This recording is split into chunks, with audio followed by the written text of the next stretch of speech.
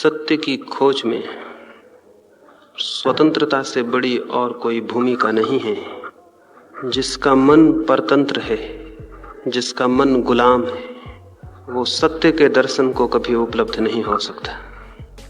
और मन की गुलामी बहुत प्रकार की है, मन की दास्ता बहुत प्रकार की है। हमें ख्याल भी नहीं है कि मन कितने प्रकार से परतंत्र है, कितने कितने रूपों में परतंत्रता की जड़ियों में मन बंधा है, इसका हमें ख्याल भी नहीं है। सुबह मैंने थोड़ी सी बातें इस संबंध में कही हैं। एक बात को स्पष्ट करके जो प्रश्न आए हैं उनके उत्तर दूंगा। सबसे पहले तो ये समझ लेना जरूरी है कि मन की गुलामी क्या है। हो सकता है, और ऐसा बताया गया है हजारों वर्षों से, जिस बात को मैं मन की गुलामी कहता हूं उसी बात को बहुत से लोग ज्ञान समझते रहे हैं और बताते रहे हैं। तो जब मैं कहता हूं ज्ञान को छोड़ दें, तो बहुत से प्रश्न आए हैं कि ज्ञान को छोड़ देंगे तब क्या होगा? तब तो हमारा सहारा छूट जाएगा, तब तो हम भटक जाएंगे, तब तो मार्ग खो जाएगा। असल में जिस ज्ञान को मैं छोड़ने को कह रहा हूं, अगर वो ज्ञान ही होता तो मैं भी उसे छोड़ने को क्यों कहता। वो ज्ञान नहीं है। न केवल वो ज्ञान नहीं है, बल्कि वही परतंत्रता है। और मनुष्य के मन में जिस भांति का प्रचार कर दिया जाए, उसी भांति की परतंत्रता पैदा की जा सकती है। सोवियत रूस में 1917 में क्रांति हो जाने के बाद वहां के बच्चों को वो सिखा रहे हैं कि कोई ईश्वर नहीं है, कोई आत्मा नहीं है, कोई परलोक नहीं है। 1917 में उन्होंने ये सिखाना शुरू किया। उस मुल्क में भी भगवान को मानने वाले लोग थे, उस मुल्क में भी मस्जिद थे, मंदिर थे और गिरजे थे। उस मुल्क में भी प्रार्थना होती थी और शास्त्र पढ़े जाते थे। 20 करोड़ के मुल्क में उन्होंने समझाना शुरू किया कि न कोई ईश्वर है, न कोई आत्मा है, न कोई परलोक है, ये सब पाखंड है। उन्होंने समझाया ये सब धर्म जो है अफीम का नशा है। लोग पहले हंसे, लेकिन बच्चों को वो सिखाए चले गए। 20 वर्ष बीतते बीतते 20 करोड़ लोग भी यही दोहराने लगे कि कोई ईश्वर नहीं है, कोई आत्मा नहीं है, परलोक नहीं। आज छोटे से बच्चे से रूस में पूछें तो वो भी हंसेगा। मेरे एक मित्र रूस में थे, उन्होंने एक बच्चे को स्कूल में पूछा, ईश्वर है? उस बच्चे ने कहा, पहले हुआ करता था जब लोग अज्ञानी थे, अब नहीं। लेकिन हाँ, कुछ लोग हैं दुनिया में जो अब भी अज्ञान में और अंधकार में हैं, वो मानते हैं कि है। छोटे बच्चे ने ये कहा। 20 करोड़ लोग किस भांति ये कहने लगे कि ईश्वर नहीं है? आप हंसेंगे, कहेंगे उनको गलत शिक्षा दे दी गई इसलिए कहने लगे। लेकिन मैं ये निवेदन करना चाहता हूं, अगर 20-25 वर्ष की शिक्षा से लोग कहने लगते हैं कि ईश्वर नहीं है, तो 2-3 हजार वर्ष की शिक्षा से अगर कहने लगे हों कि ईश्वर है, तो इसमें कोई फर्क है? दोनों बातों में कोई भी फर्क नहीं है। अगर उनकी बात सिखाई हुई है तो हमारी बात भी सिखाई हुई है। अगर उनका जो है वो प्रचार है, तो हम जो जानते हैं वो भी प्रचार है। हिंदू घर में एक तरह का प्रचार होता है, मुसलमान घर में दूसरे प्रकार का, जैन घर में तीसरे प्रकार का। 3 प्रचारों का परिणाम होता है कि 3 तरह के लोग खड़े हो जाते हैं। और अलग अलग धर्मों का अलग अलग प्रचार है। ये जिसको आप ज्ञान समझ रहे हैं, ये ज्ञान है या कि कोई प्रोपेगेंडा है या कि कोई प्रचार है? और अगर आपका ये ज्ञान है, तो रूस में जो है वो अज्ञान कैसे हो गया? वो भी तो एक प्रचार है, वो भी तो एक प्रोपेगेंडा है। वहां की हुकूमत समझा रही है लोगों को ईश्वर नहीं है, तो लोग दोहराने लगे कि ईश्वर नहीं है। बच्चे को बचपन से सिखाइए कि ईश्वर नहीं है, तो वो दोहराने लगता है ईश्वर नहीं है। सिखाइए ईश्वर है, दोहराने लगता है ईश्वर है। मेरा कहना ये नहीं है कि इसमें कौन सही है कौन गलत है। मेरा कहना यह है, जो भी सिखाया जाता है वो सही नहीं हो सकता। सिखाया हुआ और जाने हुए में फर्क है। एक अनाथालय में मैं गया था। वहां के संयोजकों ने मुझसे कहा कि हम इन बच्चों को धर्म की शिक्षा देते हैं। तो मैंने पूछा कि धर्म की शिक्षा कैसे हो सकती है? मेरी समझ में नहीं आया आज तक कि धर्म की शिक्षा कैसे हो सकती है। धर्म की साधना हो सकती है, शिक्षा नहीं हो सकती। धर्म की शिक्षा नहीं हो सकती, धर्म की साधना हो सकती है। मैंने पूछा लेकिन कैसी शिक्षा होती है? विज्ञान की शिक्षा हो सकती, धर्म की शिक्षा नहीं हो सकती। पूछा है इसमें प्रश्न। विज्ञान की शिक्षा इसलिए हो सकती है, साइंस की शिक्षा हो सकती है, क्योंकि साइंस का संबंध बाहर से है। धर्म की कोई शिक्षा नहीं हो सकती, धर्म का संबंध भीतर से है। साइंस सिखाई जा सकती है क्योंकि साइंस ज्ञान नहीं है, साइंस इंफॉर्मेशन है, सूचना है। बाहर के संबंध में कुछ बातें सिखाई जा सकती, बाहर के संबंध में बाहर से सिखाया जा सकता है, भीतर के संबंध में बाहर से कैसे सिखाया जा सकता है? तो विज्ञान की शिक्षा हो सकती है, धर्म की कोई शिक्षा नहीं हो सकती।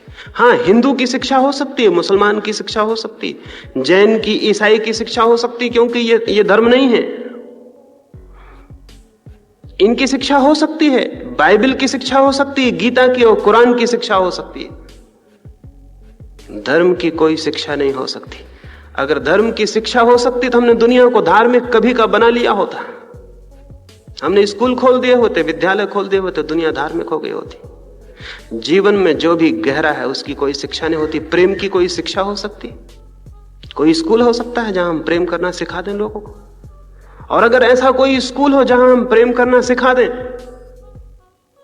तो आप पक्का मान लेना उस स्कूल से सीखे हुए बच्चे फिर कभी प्रेम ना कर सकेंगे, क्योंकि वो बच्चे एक्टिंग करना सीख जाएंगे, प्रेम की वो अभिनय करना सीख जाएंगे, वो सब भांति सीख जाएंगे कैसे प्रेम किया जाए। और जो सब भांति सीख जाता है कैसे प्रेम किया जाए, उसके जीवन में फिर प्रेम का अंकुर कभी नहीं खिलता, क्योंकि वो अभिनय से तृप्त हो जाता है। वो प्राण उसके कभी प्रेम से नहीं भर पाते। अभिनेता कभी प्रेम नहीं कर पाते, हालांकि दिन रात वो धंधा प्रेम का करने का करते। अभिनेता कभी, एक्टर कभी प्रेम नहीं कर सकता, कर नहीं पाएगा। एक्टिंग इतनी ज्यादा सीख लेगा कि वास्तविक प्रेम के झरने सूख जाएंगे, निकल नहीं पाएंगे। तो प्रेम सिखाया नहीं जा सकता। जब प्रेम नहीं सिखाया जा सकता तो परमात्मा कैसे सिखाया जा सकता है? परमात्मा तो प्रेम से बहुत प्रगाढ़, बहुत गहरा है। धर्म कैसे सिखाया जा सकता है? जीवन में जो भी श्रेष्ठतम है वो सिखाया नहीं जाता। तो मैंने उनसे कहा कि कैसे सिखाते होंगे? उन्होंने कहा कि आप पूछ लें, कोई भी प्रश्न पूछ लें। मैंने उनसे कहा आप ही पूछें, मैं सुनूंगा। उन्होंने बच्चों से पूछा कि ईश्वर है? उन सब बच्चों ने हाथ हिला दिए कि हाँ ईश्वर है। आत्मा है? उन बच्चों ने हाथ उठा दिए, आत्मा है। जैसा वो गणित सीख गए थे वैसे ये बातें भी सिखा दी गई थी। छोटे छोटे बच्चे, उन पर मुझे दया आने लगी। उनसे पूछा आत्मा कहाँ है? उन्होंने सबने हाथ उठा के अपनी छातियों पर रख दिए कि यहां। मैंने एक छोटे से बच्चे से पूछा हृदय कहाँ है? उसने कहा ये तो हमें बताया नहीं गया। आत्मा कहाँ है? तो उसने कहा यहां। मैंने पूछा हृदय कहाँ है? उसने कहा ये तो हमें बताया नहीं गया, ये तो हमारी किताब में नहीं है। इन बच्चों को हमने सिखा दिया ईश्वर है, ये हाथ हिलाने लगे। ये कितनी झूठी बात हमने इनको सिखा दी। इन्हें कुछ भी पता नहीं है ईश्वर के होने का। हमने इन्हें सिखा दिया आत्मा, वो उन्होंने हाथ उठा के बता दिया यहां। ये कितना हाथ झूठा है। इस हाथ को कुछ भी पता नहीं कि यहां क्या है, लेकिन हमने सिखा दिया। अब ये सीख लेगा अच्छी तरह से, जिंदगी भर दोहराता रहेगा यही। इसको ज्ञान कहिएगा? ये ज्ञान है? जब भी जिंदगी में सवाल उठेगा ईश्वर है, इसकी सीखी हुई बात भीतर से बोलेगी हाँ है, और ये जानता नहीं है। और इसको भ्रम पैदा होगा कि मैं जानता हूं। और जब भी कोई पूछेगा आत्मा है, ये कहेगा है। ये वही बच्चा है सिखाया हुआ, बूढ़ा भी हो जाएगा। और जब भी सवाल उठेगा आत्मा कहाँ है, इसका हाथ मशीन की तरह यहां चला जाएगा और कहेगा यहां। ये सब सीखी हुई झूठी बातें। ये हाथ झूठा है, ये हां ईश्वर के प्रति झूठी है, ये जानता तो नहीं। इसको धर्म की शिक्षा कहते हैं। इस भांति सीखा हुआ व्यक्ति कभी भी धार्मिक नहीं हो सकेगा, क्योंकि इसके पहले कि इसके भीतर खोज पैदा होती, इंक्वायरी पैदा होती, इसे कुछ उत्तर सिखा दिए गए। इसके पहले कि इसके जीवन में प्रश्न खड़ा होता, इसे उत्तर दे दिया गया। जिनके जीवन में बिना प्रश्न खड़े उत्तर मिल जाते हैं, उनकी खोज बंद हो जाती है। हम सबकी खोज बंद हो गई है। फिर वे उत्तर चाहे किसी के भी हों, चाहे रूस में नास्तिक के उत्तर हों, और चाहे भारत में आस्तिक के, और चाहे मुसलमान के, चाहे हिंदू के, चाहे ईसाई के। असल में जीवन के संबंध में बाहर से दिए गए उत्तर भीतर के प्रश्नों की हत्या बन जाते, और जब भीतर के प्रश्नों की हत्या हो जाती तो खोज बंद हो जाती। आदमी वहीं रुका रह जाता है, जीवन भर वहीं रुका रह जाता है। इसको आप ज्ञान कहते हैं? इसको आप सहारा कहते हैं? ये सहारा नहीं है और ना ये ज्ञान है। इसको मैंने कहा कि इसे छोड़ दें। ये बंधन है, ये गुलामी है, ये प्रोपेगेंडा है, और ये प्रोपेगेंडा के हम सभी पीड़ित हैं और सभी परेशान हैं। सारी दुनिया इससे पीड़ित और परेशान है। धर्म की खोज के लिए बाहर से जो प्रचार है उससे छुटकारा होना चाहिए। तो हमें डर होता है, प्रश्न पूछे, हमें डर होता है कि अगर इसे हम छोड़ देंगे तो सहारा खो जाएगा। ये सहारा है ही नहीं, ये तो बाधा है। लेकिन होता यह है कि बहुत दिन तक जंजीरों में बंधे रहने से जंजीरों से भी प्रेम हो जाता है। ऐसी घटनाएं घटी हैं। फ्रांस में क्रांति हुई तो वहां के किले में, जहां की फ्रांस के सभी जघन्य अपराधी बंद किए जाते थे, कोई 2000 कैदी बंद थे। वो सब आजन्म कैदी थे, जीवन भर उन्हें वहां रहना था। बेस्टाइल के किले में वो बंद थे। क्रांतिकारियों ने सोचा, जैसे उनके हाथ में ताकत आई, उन्होंने सोचा कि सबसे पहले वेस्टाइल के किले को तोड़ दें और वहां के कैदियों को मुक्त कर दें। वे गए, उन्होंने दरवाजे तोड़ दिए और उन्होंने कैदियों से कहा, बाहर निकल आओ। उसमें ऐसे कैदी थे जो 60-60 वर्ष से भी बंद थे। 90 वर्ष की उम्र का कैदी था उसमें, जो 60 साल से बंद था। अंधेरी कोठरी में हाथ पर मजबूत लोहे की और पैर में जंजीरें थी, जो 60 वर्ष से लटकी थी। उन्हीं के साथ सोया था, उन्हीं के साथ उठा था, उन्हीं के साथ बैठा था। जब उसकी जंजीरें तोड़ दी गई और उसे बाहर निकाला गया तो वो बोला कि मुझे बहुत कमी मालूम पड़ती है। बिना जंजीरों के मुझे ऐसा लगता है मेरे शरीर का कुछ हिस्सा छूट गया। 60 साल कैदियों को उन्होंने जबरदस्ती बाहर कर दिया। आपको पता भी नहीं होगा, ख्याल भी नहीं होगा। आधे कैदी शाम होते होते वापस आ गए और उन कैदियों ने कहा, क्षमा करें, हमें बाहर अच्छा नहीं लगता, हम यहीं रह लेंगे, हम यहीं ठीक है। ये अंधेरी कोठियां ठीक है, हम इनमें रहे बहुत दिन, ये हमें प्रीतिकर हो गई हैं और बिना जंजीरों के हम नहीं रह सकते। आज दोपहर हमने सोने की कोशिश की तो हम सो भी नहीं पाए, बिना जंजीरों के अच्छा नहीं लगता है। क्या कहिएगा इनसे? जंजीरें भी साथी हो गई,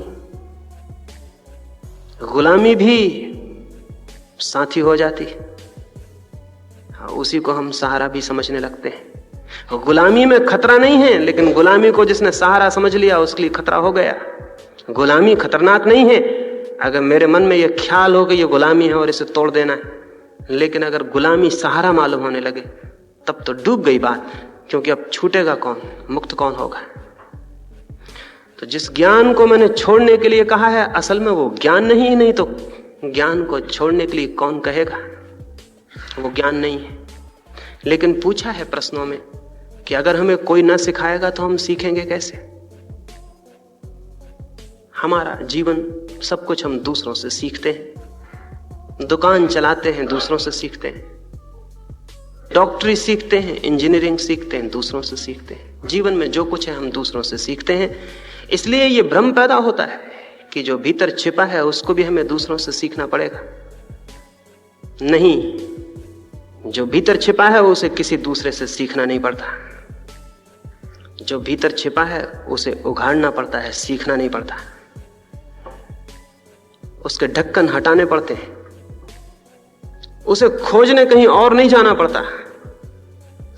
और जो भीतर छिपा है उस पर सबसे बड़े जो पत्थर की तरह ढक्कन हैं, वो सिखावन के हैं जो हमने दूसरों से पकड़ ली। तो मैं ये नहीं कहता कि आप विज्ञान सीखने दूसरों से ना जाएं। विज्ञान तो दूसरों से सीखना ही पड़ेगा, गणित दूसरों से सीखना पड़ेगा, दुकान चलानी है तो दूसरों से सीखना पड़ेगा, रास्ते पर चलना है तो बाएं चलना है, ये भी दूसरों से सीखना पड़ेगा। जो भी संसार का है वो दूसरों से सीखना पड़ेगा, क्योंकि संसार का सब कुछ बाहर है।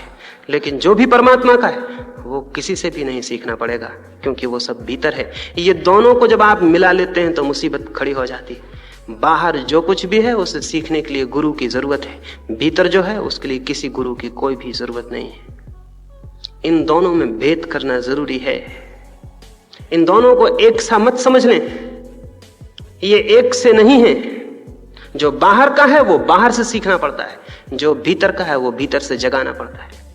लेकिन हमारी हालत, एक कहानी कहूं उससे समझ में आ जाए। एक राबिया नाम की फकीर औरत एक दिन संध्या को अपनी सड़क के सामने अपने घर के झोपड़े के बाहर कुछ ढूंढती हुई देखी गई। बूढ़ी औरत थी, कुछ ढूंढती थी। राह से कुछ लोग निकलते थे, उन्होंने पूछा कि क्या ढूंढते हो, हम भी साथ दे दें। उसने कहा मेरी सुई खो गई है, कपड़ा सीने की सुई खो गई। वे लोग भी झुक गए रास्ते पर और खोजने लगे, छोटी सी सुई थी। तब उनमें से एक ने पूछा कि ठीक ठीक बताओ किस जगह गिरी है, छोटी सुई है, रास्ता बड़ा है, रात उतर रही है, खोजना मुश्किल है, ठीक बताओ किस जगह गिरी है। उस स्त्री ने कहा ये तो न पूछो तो अच्छा, क्योंकि सुई तो मेरे घर के भीतर गिरी है। वे लोग हंसने लगे। उन्होंने कहा तुम बड़ी पागल मालूम पड़ती हो, तुम बहुत पागल हो। सुई अगर भीतर गुमी है तो बाहर कैसे खोज रही हो। उस बूढ़ी स्त्री ने कहा सुई तो भीतर गिरी, लेकिन मैं बहुत गरीब हूं, मेरे घर में कोई दिया नहीं है, कोई रोशनी नहीं है। भीतर सुई गिरी तब सांझ होने के करीब थी, बाहर दहलान में थोड़ी सी रोशनी थी, तो बिना रोशनी के कोई खोज सकता है। तो मैंने सोचा जहां रोशनी है वहां खोजूं, तो मैं बाहर खोजती हुई आ गई। मैंने दहलान में जब तक खोजती थी वहां तो मिली नहीं, तब तक रोशनी और भी सूरज नीचे उतर गया, तो सड़क पर थोड़ी सी रोशनी थी तो मैं सड़क पर आ गई। बिना रोशनी के सुई को कैसे खोजूं, तो जहां रोशनी है वहां खोजी। अब मैं यहां खोज रही हूं और घर में तो रोशनी नहीं है। तो उन लोगों ने कहा तुम बहुत पागल मालूम पड़ती हो, सुई जहां है वहां रोशनी ले जाओ, जहां रोशनी है वहां खोजने से क्या होगा अगर वहां कोई ही नहीं है।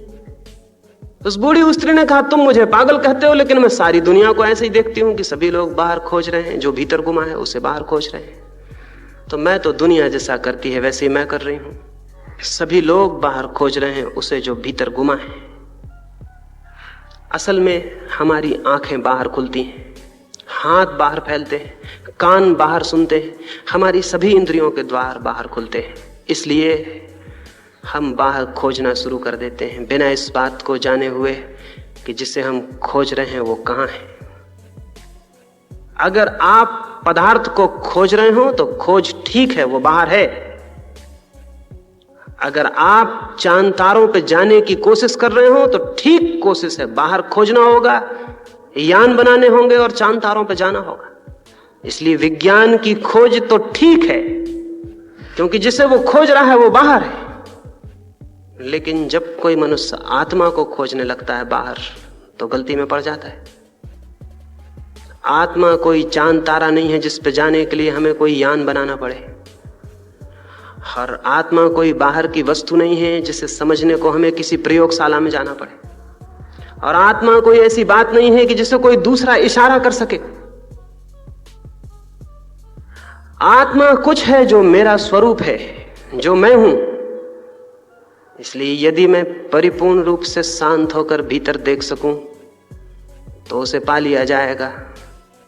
यदि मैं परिपूर्ण मौन होकर भीतर ठहर सकूं तो उसे खोज लूंगा। इसलिए सवाल ये नहीं है कि कोई मुझे वहां ले जाए, सवाल केवल इतना है कि क्या मैं भीतर शांत होकर देखने में समर्थ हूं। और ये हमारा तथाकथित ज्ञान हमें भीतर नहीं ले जाता, बाहर अटकाता है, किसी शास्त्र में उलझा देता है, किसी सिद्धांत में, किसी वाद में, किसी इज्म में, किसी आइडियोलॉजी में बाहर उलझाता है। और फिर उस उलझन में, उस शब्द में और शास्त्र में और सिद्धांत में, विचार में, उसके ऊहापोह में हम जीवन को व्यतीत करते हैं। स्मरण रखिए, शब्दों में शास्त्रों से ज्यादा और शब्दों से ज्यादा और क्या है, हो भी नहीं सकता कुछ ज्यादा। सत्य है भीतर, शास्त्रों में है शब्द। और स्मरण रखिए कि शास्त्रों के ज्ञान को सीखकर आपके भीतर शब्दों की संपदा बढ़ सकती है, लेकिन शब्दों की संपदा जितनी बढ़ जाती है भीतर और विचार जितने ज्यादा संग्रहित हो जाते हैं भीतर, उतना ही भीतर मौन और शांत होना असंभव हो जाता है, कठिन हो जाता है। भीतर मौन होने के लिए शब्द छोड़ने होंगे, विचार छोड़ने होंगे, निशब्द और निर्विचार में ठहरना होगा। तो आप जिनको सहारा कहते हैं, मैं उनको बाधा कहता हूं। सब शब्द बाधा है, वो मेरा हो या किसी और का। अगर उसे पकड़ लेते तो भीतर निशब्द होना असंभव हो जाएगा। निशब्द हो जाएं, मौन हो जाएं तो जाना जा सकता है। और पंडित इतना ज्यादा शब्दों से भर जाता है कि वो तो कभी मौन नहीं हो पाता। वो तो रात भी सपने देखता है शास्त्रों के, और दिन में भी उसी ऊहापोह में होता है। दिन रात रटता है, रटता है, रटता है। एक आध शब्द को पकड़ लेता है, राम राम राम राम, तो राम राम ही रटता रहता है। कोई सूत्र पकड़ लेता है, उसे रटता रहता है। या फिर शब्द और विचार इकट्ठे कर लेता है और उन इकट्ठे विचारों की पुंजीभूत करता जाता है। और जितने विचार बढ़ते जाते हैं, सोचता है कि मैं ज्ञान को उपलब्ध हो रहा हूं। नहीं, ज्ञान उपलब्ध विचारों के संग्रह से नहीं होता, बल्कि जहां कोई विचार नहीं होता, उस शांत और निस्तब्ध अवस्था में ही ज्ञान उत्पन्न होता है। विचारों का संग्रह ज्ञान नहीं है, विचारों का मौन हो जाना ज्ञान है। इसलिए जिसे मैंने कहा कि ज्ञान को छोड़ दें, वो ज्ञान नहीं है, वो केवल शब्द की संपदा है। उसमें जो भटकता है वो भटकता चला जाता है। ये सहारा नहीं है, बाधा है, बीच में रुकावट है। पूछे हैं कुछ और प्रश्न। पूछा है कि मंदिर है, पूजा है, जप है, मूर्तियां हैं, क्या इन सब में धर्म नहीं है? मैं निवेदन करूं, मनुष्य जो भी बनाएगा उसमें धर्म नहीं हो सकता। मनुष्य जो भी बनाएगा उसमें धर्म नहीं हो सकता। वो चाहे मूर्ति बनाए, चाहे शास्त्र बनाए, चाहे मंदिर बनाए, बल्कि वो इन सारी चीजों को बना के जीवन में और अधर्म के अड्डे बना देगा। हमारे तीर्थ, हमारे मंदिर, हमारी मूर्तियां, हमारे पूजा ग्रह क्या बन गए हैं? उपद्रवों की जड़, केंद्र। उनके केंद्रों से इस सारे जीवन में विष व्याप्त होता चला जाता है। क्यों? क्योंकि हम जो भी बनाते हैं, हम ही तो बनाएंगे ना। जो हम बनाएंगे वो हमसे बेहतर कैसे होगा? मैं बनाऊंगा कोई चीज, मुझसे बेहतर नहीं हो सकती। मंदिर बनाने वालों से मंदिर बेहतर नहीं हो सकता। कैसे होगा? बनाने वाले से उसकी बनाई गई चीज बड़ी कभी नहीं होती, कभी हो भी नहीं सकती। तो अगर यहां इतने बैठे हुए लोग एक मंदिर बना लें, तो वो मंदिर हम सबके जुड़े श्रम से बनेगा, हमारी जुड़ी बुद्धि से। वो हमसे बड़ा नहीं होगा। हम छोटे होंगे, हमारा मंदिर भी छोटा होगा। हम ओछे होंगे, हमारा मंदिर भी ओछा होगा। और हम जो भगवान की मूर्ति बनाएंगे, हम ही तो बनाएंगे ना। वो मूर्ति हमसे बेहतर नहीं हो सकती, हमसे बदतर होगी। आदमी ने जो कुछ बनाया है वो आदमी से छोटा होगा, है। और उसके परिणाम हमारे सामने। उसके परिणाम ये हुए हैं कि हमारे मंदिर और मस्जिद हमें भगवान से जोड़ें, ये तो दूर, उन्होंने हमें आदमी को आदमी से जरूर तोड़ दिया है। और जो चीज आदमी को आदमी से तोड़ देती हो, क्या आप सोचते हैं वो आदमी को परमात्मा से जोड़ सकेगी? क्या ये संभव है? पड़ोसी से जिसने तोड़ दिया हो, वो परमात्मा से जोड़ सकेगी? एक रात एक चर्च में एक नीग्रो ने आके दरवाजा खटखटाया। पादरी ने दरवाजा खोला और देखा कि कोई काला आदमी है। काले आदमी के लिए तो उस चर्च में प्रवेश का कोई इंतजाम न था। तो वो सफेद चमड़ी के लोगों का चर्च था, उसमें काली चमड़ी के लोगों के लिए कोई जगह ना थी। आज तक एक भी ऐसा मंदिर नहीं बन सका जिसमें सबके लिए जगह हो। किसी के लिए है, किसी के लिए नहीं है। उस चर्च में भी नहीं थी। लेकिन पादरी ने, जमाना बदल गया है, पुराना जमाना होता तो धक्के निकलवा के बाहर करवा देता है कि शूद्र यहां कहां चला आया। लेकिन जमाना बदल गया है, लोकतंत्र की हवाओं ने सारी दुनिया का दिमाग खराब कर दिया है। कहीं भगाए, कहीं उपद्रव खड़ा हो जाए, इसलिए उसने होशियारी की। उसने उस काले आदमी को कहा, मेरे मित्र, मंदिर का द्वार तो खोल दूं, लेकिन किस लिए भीतर आना चाहते हो? उस आदमी ने कहा, इसलिए ताकि मैं परमात्मा को पा सकूं। तो उस पादरी ने कहा, इसके पहले कि तुम परमात्मा को पाने की कोशिश करो, जाओ अपने मन को शुद्ध करो, चित्त को निर्मल बनाओ, मन से विकार दूर करो, तब आना। ऐसे कहीं भगवान मुफ्त में मिलता है? वो नीग्रो वापस लौट गया, सीधा आदमी होगा। अगर सीधा ना होता तो चर्च में जाता ही क्यों? अगर सीधा ना होता तो परमात्मा का खोज ही उसके मन में क्यों पैदा होती? सीधा था, बोला भाला होगा, इसकी बात मान लिया और वापस लौट गया। महीने 2 महीने बीत गए। वो पादरी सोचता था शायद फिर कभी आए, लेकिन नहीं आया। काम कर गई, ना होगा चित्त शुद्ध, ना आएगा वापस। लेकिन एक दिन रास्ते पर उसे देखा तो वो बड़ा शांत चला जा रहा था। उसकी आंखों में भी बड़ी शांति मालूम पड़ती थी, उसके चेहरे पर भी बड़ा प्रकाश दिखता था। तो उस पादरी ने उसे रोका और कहा कि सुनो, आए नहीं दोबारा? उसने कहा, मैं तो आता, लेकिन एक बाधा आ गई। क्या बाधा आ गई? उसने कहा कि मैं निरंतर प्रार्थना में, शांति में, मौन में रहने लगा ताकि चित्त शुद्ध हो जाए। अपने विकारों को विसर्जित करने लगा। कोई 2 महीने बीतने पर एक रात मुझे सपने में भगवान ने दर्शन दिए और उन्होंने मुझसे पूछा कि इतनी तपश्चर्या, इतनी साधना किस लिए कर रहा है? तो मैंने कहा कि वो जो चर्च है हमारे गांव में, मैं उसमें प्रवेश करना चाहता हूं ताकि आपके दर्शन कर सकूं। तो भगवान ने मुझसे कहा, तू बिल्कुल पागल है, ये काम छोड़ दे, ये काम बिल्कुल असंभव है। मैं खुद 10 साल से कोशिश कर रहा हूं, वो पादरी मुझे चर्च में घुसने नहीं देता। तो 10 साल से मैं खुद कोशिश कर करके हार गया हूं। तू गरीब नीग्रो, तुझे कौन घुसने देगा? मुझे भी वो घुसने नहीं देता है, बाहर से लौटा देता है कि हटो, यहां तुम्हारे लिए कोई जगह नहीं है।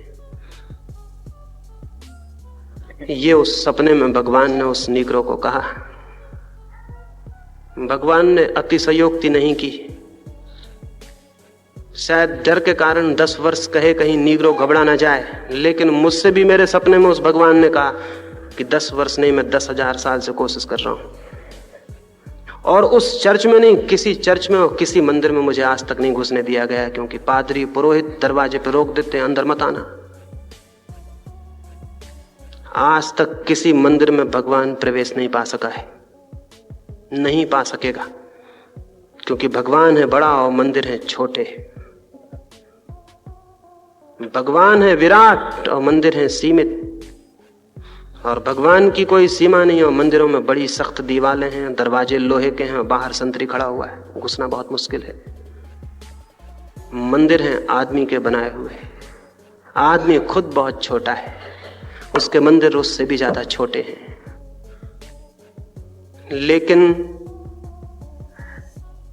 हम सस्ते धर्म के प्रेमी हैं, सुबह उठ के मंदिर हो आते हैं और सोचते हैं कि चलो धर्म हो गया।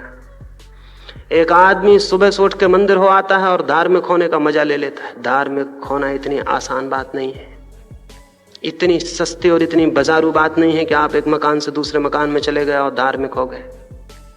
और स्मरण रखिए, अगर बात इतनी आसान होती कि एक मकान में जाने से अगर कोई आदमी धार्मिक हो जाता, तो हम ऐसे बड़े बड़े मकान बनाते और लोगों को रोज सुबह शाम उनमें से जबरदस्ती निकलवा देते। लेकिन ये नहीं हो सका, ये हो नहीं सकता। आप अपने घर में बैठे हुए जैसे आदमी हैं, मंदिर में जाके आप दूसरे आदमी नहीं हो सकते। आप वही आदमी होंगे। मंदिर की सीढ़ियों पर चढ़ते वक्त आप जैसे आदमी हैं, मंदिर में पहुंच के दूसरे आदमी कैसे हो जाएंगे? आप वही आदमी होंगे। गंगा बहती है हिमालय से समुद्र तक, तो कोई सोचता हो कि सिर्फ प्रयाग पर आके पवित्र हो जाती है, उसके पहले पवित्र नहीं रहती और पीछे फिर पवित्र नहीं रहती, तो वो पागल है। अविच्छिन्न धारा है, कंटिन्यूअस धारा है। जीवन की और चित्त की भी अविच्छिन्न धारा है। आपके मंदिर में जाने से आप धार्मिक नहीं हो जाते। आप अगर धार्मिक हो तो जहां आप हैं वहां मंदिर जरूर हो सकता है, लेकिन आप किसी मंदिर में जाके धार्मिक नहीं हो सकते। आप अगर धार्मिक हो तो जहां आप बैठ जाएं वो जगह जरूर मंदिर हो जाती, लेकिन कोई जगह मंदिर नहीं है जहां आप चले जाएं और धार्मिक हो जाएं। चेतना का परिवर्तन व्यक्ति को धार्मिक बनाता है, मकानों में आना जाना नहीं। और जिन मूर्तियों के सामने आप हाथ जोड़ के खड़े हैं, बहुत बच्चों जैसा काम कर रहे हैं, वे मूर्तियां आपकी अपनी बनाई हुई हैं और उनको आप भगवान कह रहे हैं।